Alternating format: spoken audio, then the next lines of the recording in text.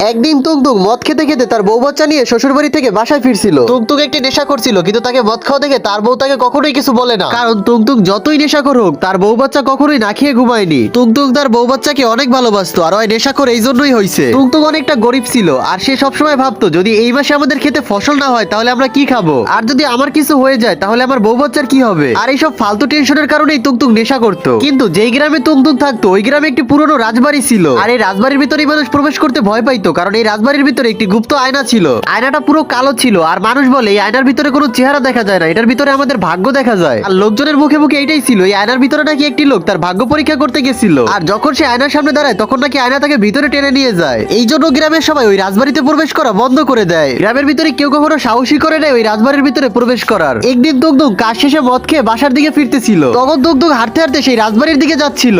রাজবাড়ি দেখে টুকটুক মনে মনে ভাবতে থাকে যদি এর ভিতরে একটি আয়না থাকে আর সেই আয়না যদি ভবিষ্যৎ দেখায় তাহলে মানুষ এটাকে এত ভয় কেন পায়। এইসব কথা ভাবতে ভাবতে টুকটুক সেই রাজবাড়ির ভিতরে প্রবেশ করে। টুকটুক এই সময় নেশায় ছিল, তাই তার মনের ভিতরে কোনো ভয় ডর ছিল না, আর তার মাথায় ছিল না যে ওই আয়না শুধু ভবিষ্যৎ না, ওর ভিতরে মানুষও টেনে নিয়ে যায়। টুকটুক দৌড়াতে দৌড়াতে ওই রুমের ভিতরে চলে আসে, আর সেই কালো আয়নার সামনে দাঁড়ায়। টুকটুক মনে মনে কান্না করতেছিল আর ভাবতেছিল এই আয়না জানি আমাকে ভালো কিছুই দেখায়, আমি জানি আমার বউ বাচ্চার জন্য কিছু একটা করে তারপর মরতে পারি, আর ওদের জানি কখনো না খেয়ে শুতে হয়। তখনই আয়নার ভিতরে টুকটুকের ছবি দেখা যায় না, দেখা যায় যে টুকটুকের ক্ষেতে অনেক সুন্দর ধান হইছে, আর অল্প কিছু দিনের ভিতরেই সেই ধানগুলো পেকে গেছে, আর টুকটুকের বাসা থেকে অনেক হাসি খুশির আওয়াজ আসতেছে। টুকটুক খুশিতে তার চোখে পানি চলে আসে, আর আয়নাকে সালাম দিয়ে সে এখান থেকে চলে যায়। আর এইসব লুকিয়ে লুকিয়ে একটি চোর বাইরে থেকে দেখতে থাকে, আর চোরটি মনে মনে ভাবে যে গ্রামের লোক এইসব ফাও কথা বলছে, এই আয়নার ভিতরে তো ভালো কিছু দেখায়, আমিও আমার ভবিষ্যতে এই আয়নার ভিতরে দেখবো। গ্রামের মানুষ তার নিজের স্বার্থে এটাকে ব্যবহার করতো, আর আমাদেরকে বলতো যে এর ভিতরে নাকি মানুষ নিয়ে যায়। এইসব কথা বলে চোরটি সেই আয়নার সামনে দাঁড়ায়, আর চোরটি আয়নার সামনে বলে আমি ব্যাংক লুট করবো, সবার ঘর আমি চুরি করবো, আর আমি অনেক বড় কোটিপতি হব, সবাই আমাকে সম্মান করবে।